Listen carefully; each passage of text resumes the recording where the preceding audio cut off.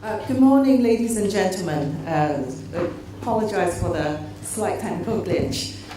Like it's a standard opening lines these days for presenters. I'm really very honored to be here, invited by the Macau International Music Festival. Pleasantly surprised that it is a 30-year-old festival, and congratulations to my colleagues in Macau for this wonderful forum and a festival. So again, I want to thank the organizers for inviting me to talk about the impact of Arts Festival on the city's cultural development. And I presumed, and it is for me to talk about Singapore as an example, or how else would I be able to talk about Verbier after Martin's pièce de résistance, which is witnessed. Okay, so it is slightly older than the Macau International Music Festival. It started in 1977. I wanted to thank the organizer because this is also a great time for me to go through the history of our arts festival. And normally it is really difficult to trace the impact or the influence of an event like this. But I have the opportunity to have lived through the 30-something years of the festival, and I can safely stand here and say that with this observation, I am able to put together some observations to perhaps tease out the sort of impact I think the festival might have had on the various developments in the cultural fields in Singapore. In 1977, you might be interested to know that the festival was started by a group of musicians. They were music inspectors from the Ministry of Education. Some of them were conductors of junior orchestras, bands, for example, and smaller music programs. The picture on the right-hand corner is the performance of the Singapore Youth Orchestra for the inaugural Arts Festival in 1977. It had to come out from my personal archive because somewhere in there I was playing at the back second violin. So I was witness of the birth of an arts festival. Very quickly afterwards, 1979, the Singapore Symphony Orchestra was established with Chu Hui as the resident conductor for quite a long time, no, Tisa, till 99, about 20 years.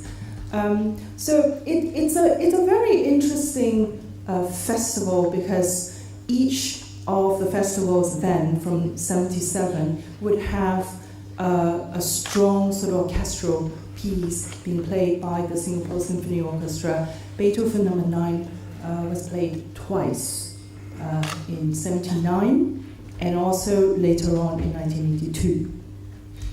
And shortly after that, the Singapore Chinese Orchestra was formed in 1997. However, the Arts Festival is not a music festival, despite the fact that between 2000 and 2009, alternately between the Singapore Symphony and the Chinese Orchestra, each of these orchestras would be given a commission as the opening piece to mark the opening of the festival. It does not feel like a music festival. It is almost as if classical music was put there symbolically to launch the festival, and the rest of the festival has nothing to do with classical music at all. So it is it's really ironic that last year a group of very young Singapore musicians came to the Arts House, where I am the CEO of, to start the Singapore International Festival of Music, and mainly it is a chamber music festival, which most of the concerts took place in the little intimate spaces of the Arts House, which used to be various courts during the colonial period, and after independence, it was our parliament, the seat of our parliament. So the sort of cycle goes back from musicians starting the Arts Festival in 1977, and then have it hijacked by other artists, and now they find themselves having to restart the music festival again amongst themselves. I want to also note that the Singapore Arts Festival started in 1977. It's very much the passion, the dedication, and I think spirit of inspiration of just a few people, and a very lucky few people who had the ear of a big sponsor. And at that time, it was Mogul Edson who gave the money to the festival, and that patronage continued for about 10 years. I don't think they had to do too much of a song and dance, a 20-minute sales pitch, spiel to Mogul, but it was definitely a very interesting time for the musicians. I would say the festival, the Arts Festival in Singapore, really propelled the development of dance. Now, for those of you who understand the development of Singapore history, you will know that one of the characteristics of Singapore as a city-state was the multi-racialism. I really hesitate to use the word, but this is how we use it in the Singapore parlance. Dances are always a wonderful way of pageantry to showcase the diversity of Singapore society, to showcase the dynamism of the different ethnic groups. So C for Chinese, I for Indian, M for Malay, and O for the others meaning anybody else who don't belong to these three groups, and usually ballet is the one to represent in the dance form this diversity of this racial diversity.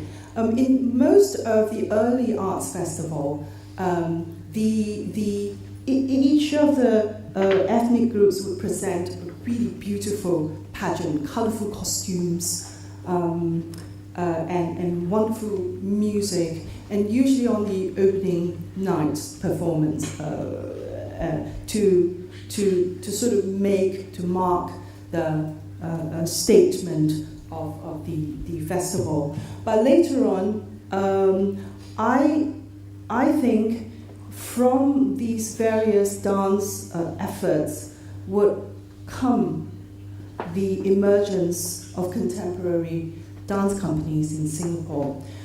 Also, the Arts Festival was a great platform to showcase international performances by Merce Cunningham. I remember Buto performances by Ono, the Ono Katsuo and Yoshito.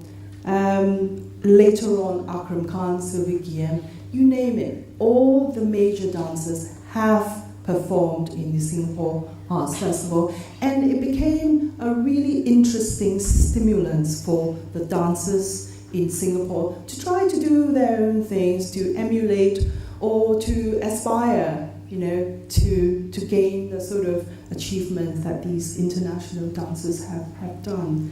So this is one of our most prominent dance groups called THE, or The Dance Company. The main choreographer and founder came from the Singapore Dance Theatre. So he has completely departed from classical ballet and have gone into these really physically strenuous, mind-boggling contemporary dance.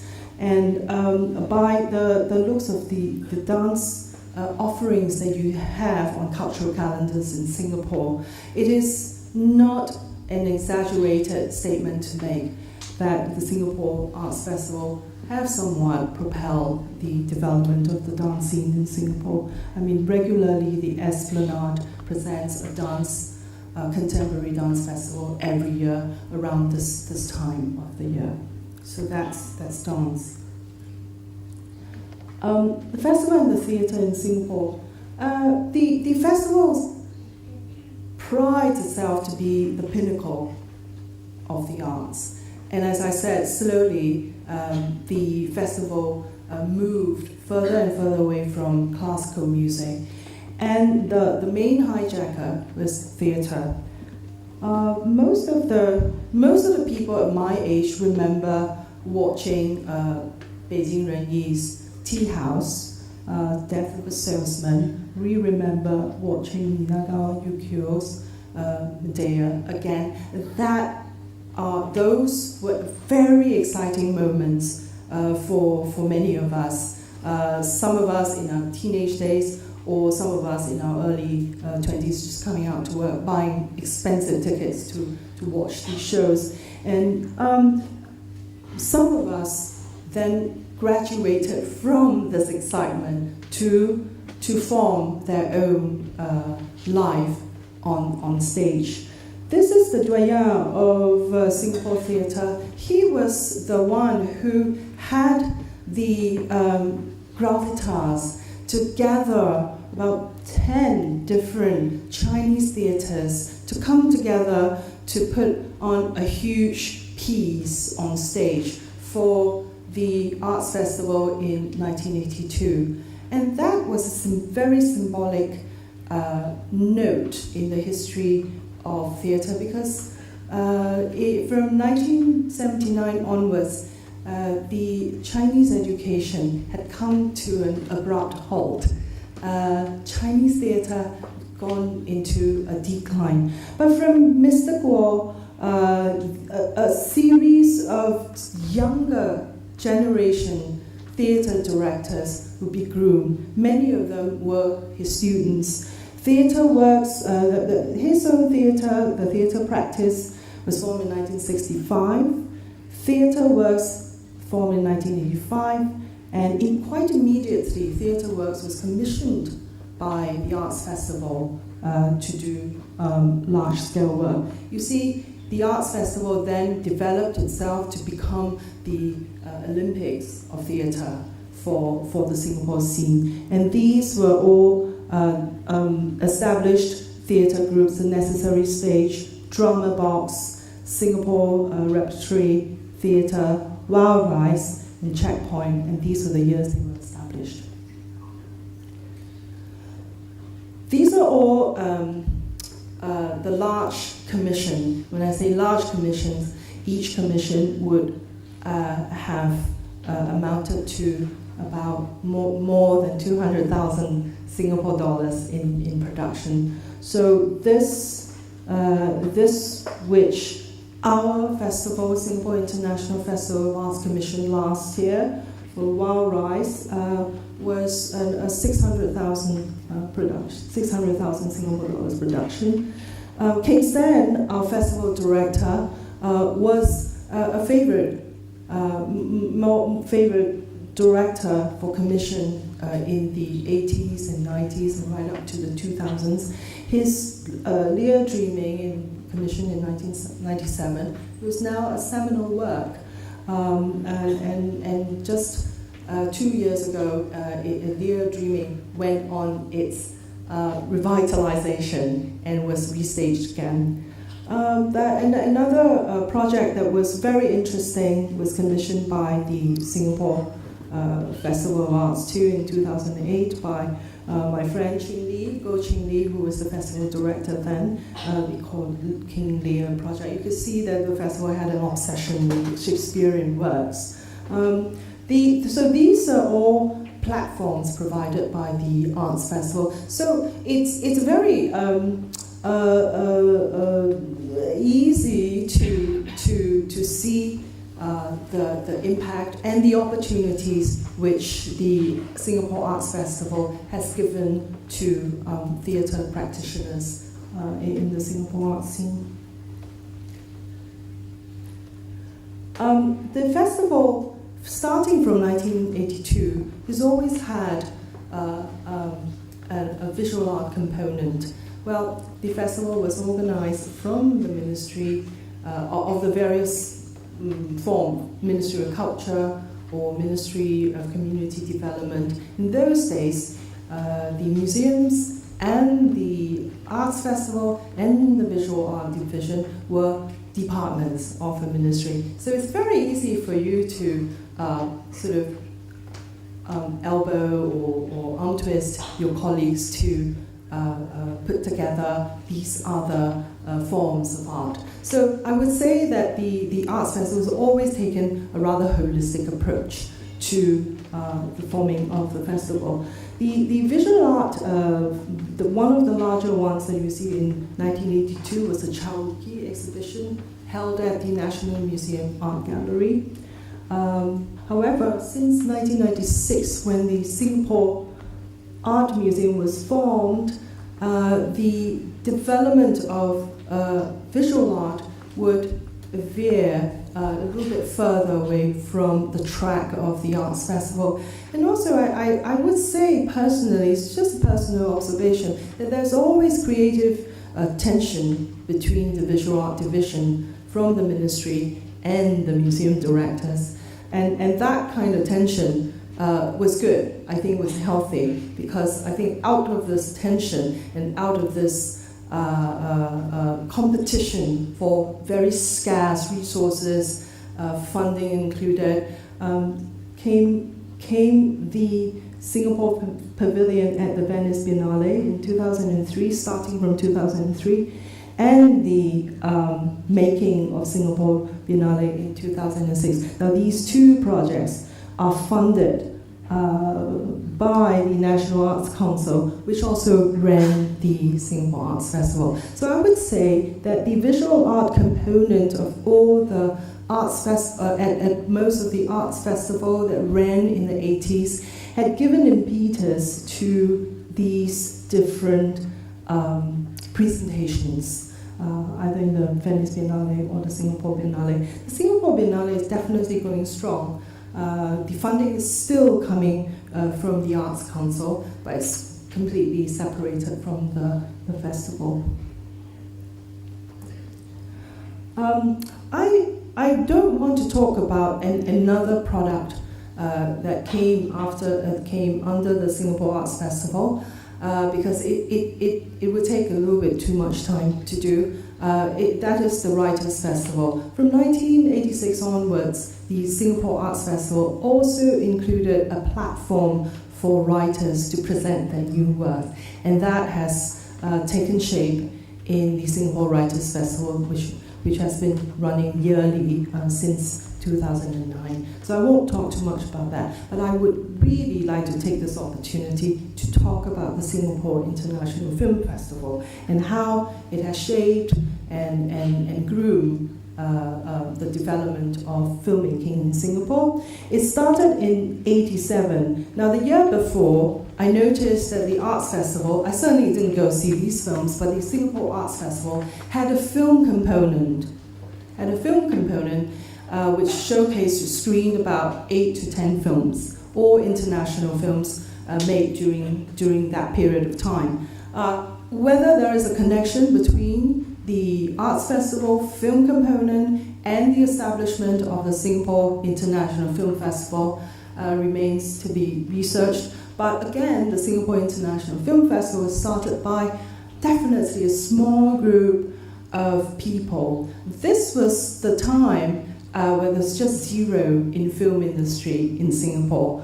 After 1963, the crash of Mr. Loke Wan To's plane, the Singapore's film industry really went down to pits. So in the 1960s, 1970s, right up to mid-1980s, Singapore made no significant films at all. So the starting of the film festival here with the festival director Philip Chia in 1987 is a watershed. I think this is the beginning of the awakening of the filmmaking impetus in Singapore. This is the new, so now it's gone into nearly 30 years. Next year we'll be celebrating the 30th Singapore Film Festival. These are the new festival directors who have inherited from Philip. The film festival was, again, a wonderful platform for young learners, young people to watch fresh off the oven, fresh off the press, films by Iranian filmmakers. And all those filmmakers you don't really see in commercial cinemas. You get to see them. There was the time when we also met the young Mohsen Mokhbabov, Iranian film director, who's gone on to influence a lot of new wave of filmmaking. So it's a very good time for learning. Definitely, personally, I feel that my film education started with the Singapore International Film Festival. So that when I had a chance in 2003 to make a contribution to cinema, to film study, for cinephiles, I used the opportunity of the National Museum of Singapore to build a theatre. Every museum needs an auditorium for talks, mainly for talks. But in 2003, you no longer build an auditorium just for talks and forums. So we turned it into a place where you could show films in 35mm, in 16mm, and that really changed the life of the museum. The National Museum became the place where all the young cinephiles would go. We had fantastic programs, sort of right, complete retrospective. We even had a very rare, in 2010, the full retrospective of Edward Young. You ask young film directors under 30 or the 30-something, they will all tell you that their film education started with the International Film Festival and the even younger ones at the National Museum of Singapore Cinematheque. The results are wonderful. 2012, definitely someone who's groomed at the National Museum, Anthony Chen, who went on to win the Caméra d'Or at the Cannes Film Festival with his film Ilo Ilo, Here They Are, director and cast at Cannes, and receiving the award from Zhang Zi. Now, looking at the cultural calendar of Singapore now, you find that every night there will be a festival to go to, or a performance to go to, or 2 or 3 exhibition openings. I hesitate to say that this is all due to the Arts Festival, but I do feel that having gone through the 35 years, 37 years of the Arts Festival, there is a link you can make between the Arts Festival and the various development of in the cultural scene of Singapore. Thank you. First of all, thanks very much for inviting me to come and share my experiences of Clockenflap. It's wonderful to hear the stories so far this morning. I think despite the different types of music festivals, music and arts festivals, and the different types of music and art, there's a common theme that runs throughout, which is solving problems. So I think that's what I'll be talking about today, actually, is my experience of Clockenflap and the problems that we've had to face over the years.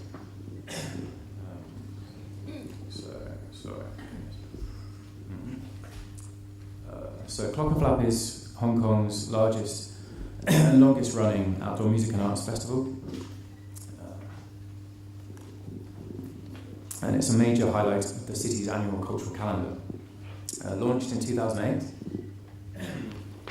by friends and co-founders Mike Hill, who's the festival director, Justin Sweeting is our music director, and myself as the artistic director. Clockenflap has grown from an intimate one-day gathering of 1,500 music and art lovers to a 3-day festival with 60,000 visitors from Hong Kong and around the world.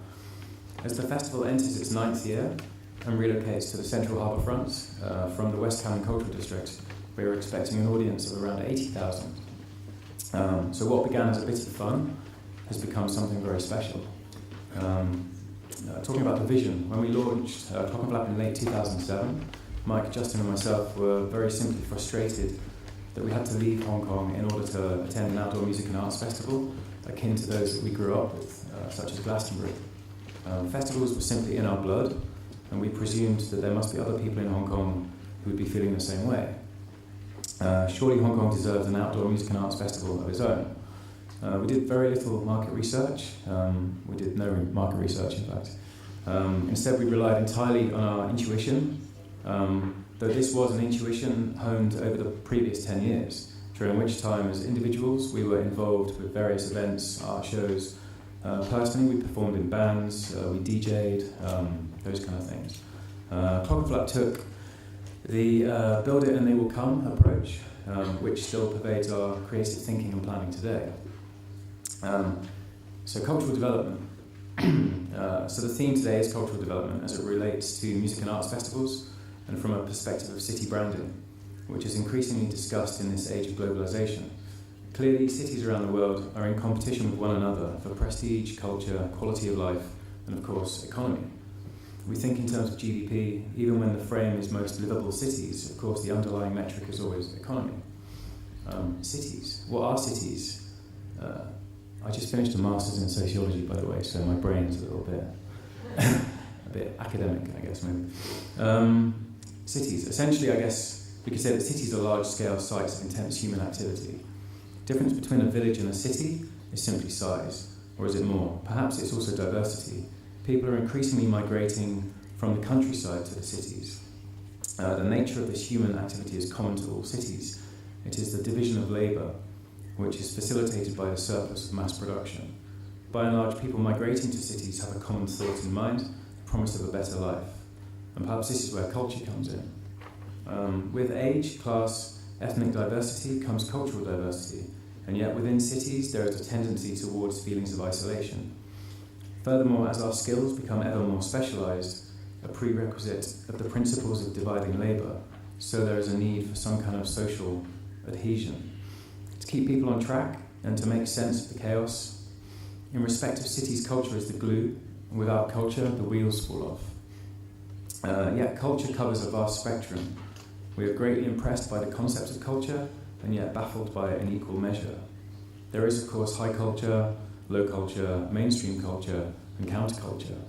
Culture which exists in the grand theatres and on the streets. It is entertainment. It may serve as an ideological battleground. It is global and it is local, it is spectacle and ritual, and much more, of course. But what are we asking of culture? We are familiar with the concept of a city of culture bestowed upon it to great effect, and of course music and arts festivals go a long way towards realising this potential. Festivals are visible both at the local and international level. They are transformative and have the potential to turn differences into diversities, united in that ephemeral space and time that is the festival itself. If they are well executed, then not only will they appeal to local residents, but they attract an ever-increasing numbers of overseas visitors too. And of course, once the festival is over, these international visitors explore the city at large. The so-called festivalisation of places is well documented. We need look no further than Edinburgh Fringe Festival or S.A.R in Barcelona, or Verbier, now that we know a bit more about Verbier, to see the transformative power of festivals, both at the local level and on the global map. Clockenflap has certainly helped to put Hong Kong on the map in spite of the ridiculous name.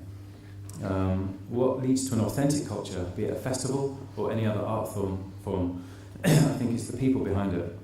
It is with passion and maybe a degree of unresolved anxiety that explores art to find peace, that we may find authenticity. In the case of Clockenflap, it's very simple. Some friends with shared interests in music and art came together one day, after many days, and realised that Hong Kong lacked an outdoor music and arts festival. Our vision from the onset was to create a platform for both local and international artists to perform and showcase their work, spanning music, visual arts, and performing arts, film and animation. And we continue to honour this commitment. Marquee headliners draw outsiders and sell tickets, but local talent keeps Clockenflap symbolically tied to place. Since our inception in 2008, we've featured hundreds of local artists and bands alongside our international performers. Yet back in 2008, there were but a handful of local bands which were able to perform on a festival stage. And during those early years, it was a challenge to find new talent. However, all that has changed. The bar has significantly been raised, in part due to Clockenflap and the exposure that the festival offers, but mainly, of course, down to the energy within the local music scene. This is cultural development in action, from the ground up. A wonderful example of this is the all-female band GDJYB, an acronym for Gaidan Juyok Beng, which is a popular Cantonese snack. They suddenly appeared on the scene with an incredibly fresh and mature sound. Justin, our music director, programmed them to perform on the main stage in 2014. Subsequently, they were invited to perform at Laneway Festival in Singapore. For us, this was such a wonderful outcome to see Hong Kong bands performing outside of Hong Kong. Last year, we launched Clockenflap Pro, which basically with the intention of monopolising the eyes and ears of international music and industry people in town. We offer them a pre-festival glimpse of some hot new local artists with a view to generating global awareness for Hong Kong's emerging talent. In terms of international artists, Clockenflap has brought a spectacular and varied array of top-class talent to the city, including New Order, The Libertines, Primal Scream, Chic, Franz Ferdinand, The Flaming Lips, Damien Rice. This year we're presenting The Chemical Brothers, Sigur Rós, Chia Chen, George Clinton, and an additional 100 or so bands over the 3-day weekend. The implications for Hong Kong in terms of international recognition should be fairly obvious. Is there a better vehicle for transmitting the wonder of Hong Kong than through the positive experiences of international stars, with hundreds of thousands of followers? This also demonstrates that Hong Kong can support an international festival like Clockenflap, and that there is a growing appetite amongst its population.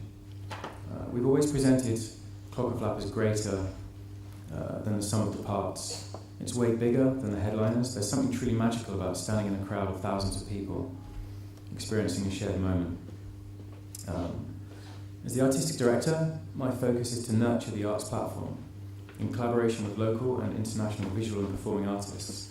The festival format honours the avant-garde with skillful and innovative art forms manifested across a variety of mediums and environments. We view creative risk-taking as an essential mindset to further develop the arts and answer the call of our times. We bring Hong Kong to the world and the world to Hong Kong. Art bridging the gap, going beyond language and symbolism. Art lives to breathe and begs to be touched. Festivals are the new galleries. In our digital age, people are increasingly demanding of immersive and visceral experiences.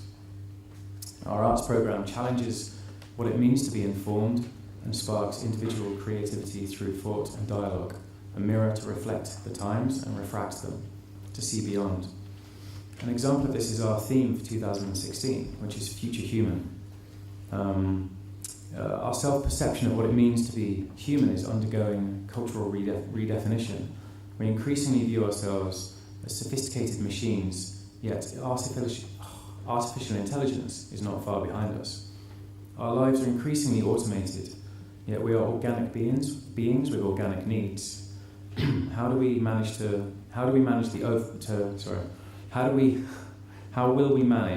coming technological transitions? Do we desire harmony with nature or escape to an artificial paradise? These are the questions we are asking artists to explore this year. Our vision is to present a spectrum of existing and newly commissioned work which responds to the theme Future Human, and by doing so we are the instigators of a social critique of where we are headed as a species. This for me is one of the greatest opportunities that Clockenflap presents in cultural terms to hold up a mirror and explore human nature. It's easily overlooked, but actually one of the most valued contributions to Hong Kong's cultural development is that we've challenged existing roadblocks. For example, there was an established preconception that local Cantonese and international audiences would not enjoy the same festival activities, which we've proven wrong time and time again. There's also, of course, the spectre of failure at the government level, which ends up looking a lot like a lack of imagination. Yet we've demonstrated conclusively that Hong Kong can sustain a festival such as Clockenflap. Prior to Clockenflap, Hong Kong was not capable of presenting a multi-stage outdoor music and arts festival. There simply wasn't the expertise at that time. Concerts, not a problem. These happen all the time. But 10 stages with over 100 artists performing over 3 days, with weather to contend with, this was simply not possible in 2008. Over the last 10 years, we've implemented a wide array of event-related services such as intelligent online ticketing, RFID payment technology, crowd management science, festival apps and so on. We even imported our main stage from the UK to provide a weatherproof solution. Surprisingly, this did not exist in Hong Kong either. In other words, we opened minds, unlocked assets, West Kowloon Cultural District included, and created infrastructure where it did not exist. Recently we saw Wow and Flutter, a very local music and arts festival at West Kowloon. And whilst we do not claim any credit for this, I believe that Clockenflap has demonstrated that outdoor festivals are possible, and we sincerely hope that more people will take up the challenge in the future. Hong Kong does not have a cultural bureau, though interestingly Macau does. It's a highly debatable and charged topic as to whether or not Hong Kong should have a cultural bureau. The former CEO of West Kowloon Cultural District, Michael Lynch, moments before departing, commented that Hong Kong's culture is viewed through a schizophrenic prism. By this, he implied that politics and culture have become skewed, and thus there is stagnation. For without some kind of cultural blueprint or vision, Hong Kong will fall behind its Asian competitors. A fragmented cultural ecology in some respects is wonderful for creativity, yet without holistic, accessible and long-term support, innovation and creativity may well suffer. We've experienced this firsthand over the years. It's such a shame that a culture of bureaucracy supersedes a culture of creativity and innovation. Though again, these are roadblocks to be seen as opportunities to develop culture further. Ironically, if you're an international organisation looking to put on a festival in Hong Kong, you can approach the Mega Event Fund for support. However, for a Hong Kong-based organisation, a festival which grew organically and with a proven track record has very little chance of funding. So returning to the theme of festivals and city branding, when one perceives a city as a brand, it is transformed, at least in the minds of those branding it. The city as the brand becomes the best of its local culture, architecture, geographical features, entertainment, art and so on. It's a highly edited version of itself.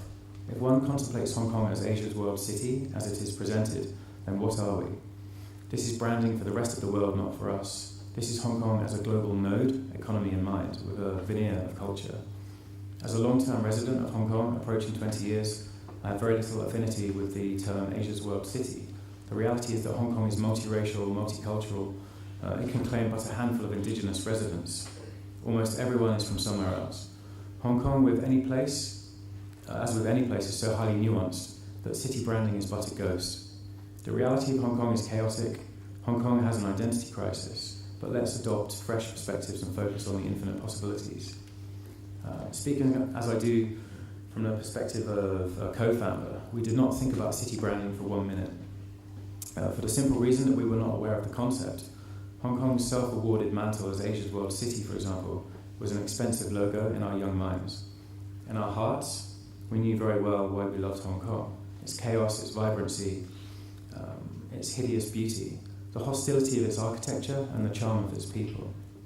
I believe that as creative entrepreneurs with an interest in expanding consciousness via music and art, we should not be thinking about city branding. I would much rather spend time thinking about people. In essence, a music and arts festival can be reduced to people, and if it cannot, then there's something amiss. It's very tempting to look at festivals with an eye for city branding.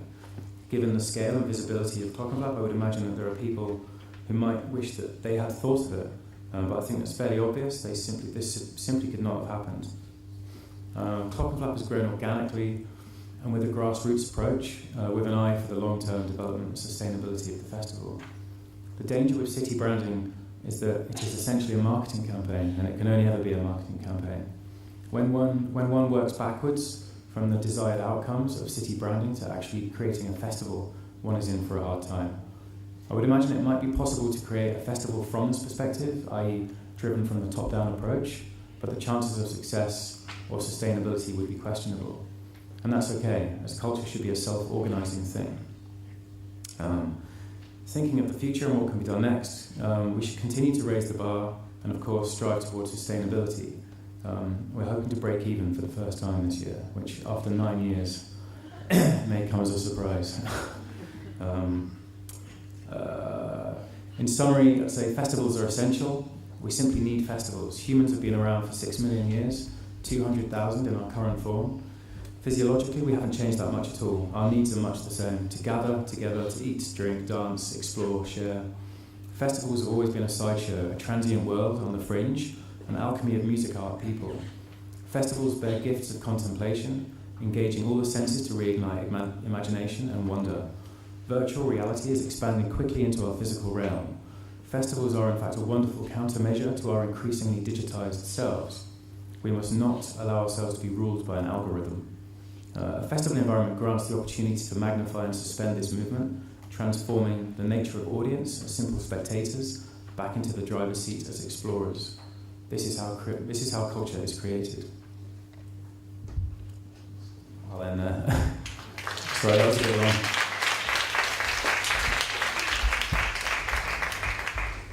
Thanks, Mr. Forster, for your fabulous presentation. Here comes the Q&A session. 好，跟住落嚟都係我哋觀眾提問嘅環節啦。咁大家可以趁呢個機會咧，向我哋嘅嘉賓取經，問一問咧佢哋去舉辦藝術節慶活動嘅時候一啲嘅成功之道喎。好，有冇邊位觀眾想提問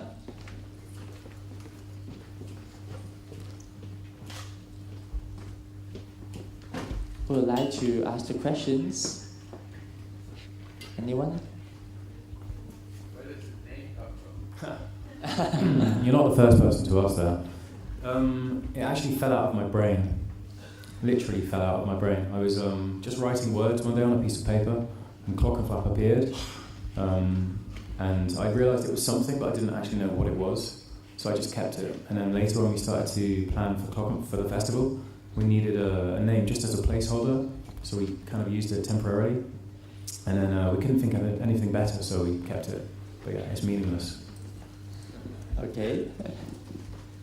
Anyone else would like to ask the question? Okay.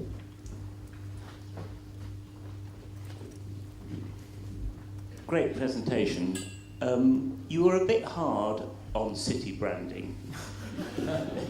Isn't it possible that the wonderful work that you have done could be expressed in a way which gives a new, visible, public, international identity to Hong Kong? And wouldn't that be city branding? Yeah, that's a good point. I guess my perspective was that if city branding comes first, as a top-down incentive to create arts and culture, then it's not viable. It's doomed to failure. But I think once these cultural products, if you call them that, or art forms, once they grow organically, then sure, of course, it's great for Hong Kong. For people to see Clockenflap as part of Hong Kong's rich cultural diversity. I guess I'm a little bit irked as well because we've just never really received a kind of level of support, I think, from top down for something that is so visible, For example, each year we have to look for a new venue, or we can only plan 1 year in advance because we lack that support at that level, which makes organising an event like Clockenflap very difficult, right? If you're only working 12 months in advance. So I guess for us, it's like we're doing everything we can to create this great thing for Hong Kong. If that could be, I think we just need a bit of support as a kind of long-term, through the years. But essentially I agree. Okay, thank you so much. Okay, 有冇另一位嘅觀眾想提問嘅咧 ？OK， 係第三排嘅呢位先生。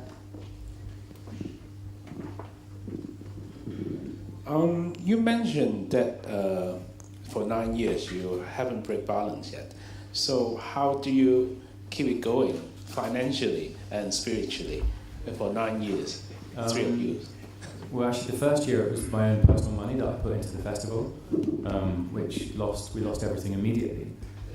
So I think the second year was just an effort to recoup the money lost in the first year, which we then lost the money that we borrowed in the second year. So we got lucky, basically. I think Hong Kong is quite a small place, and it's quite easy to meet the right people. So we did get lucky. We found an investor who came on board as a shareholder, and basically has been investing each year to keep growing the brand. So we kind of almost operate like a charity in some strange way. Yeah, as we're not making money at the moment. Okay, thank you. I think the financial support is very important, right? Okay, any other questions? 好，見到後面有一位着住粉紅色衫嘅嗰位小姐可以先發問。Hi Jay, thank you for delivering a very inspirational speech.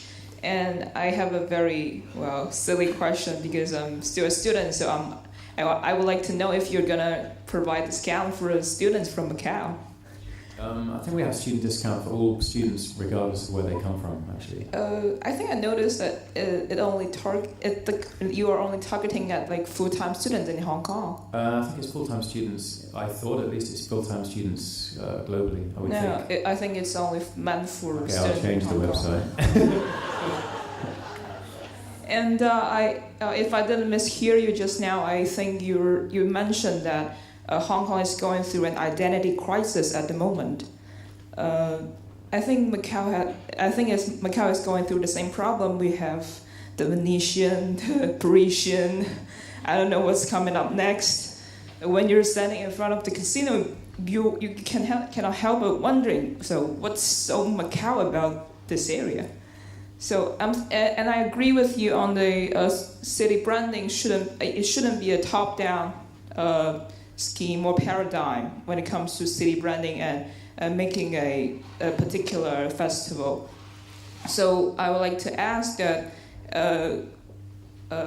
from your perspective, what could we actually do to help the cities from going through I think it cannot be prevented, but how could we do to help eliminate the effects of the identity crisis? And because I was just sitting here and I was like, why is everyone so paranoid about being international?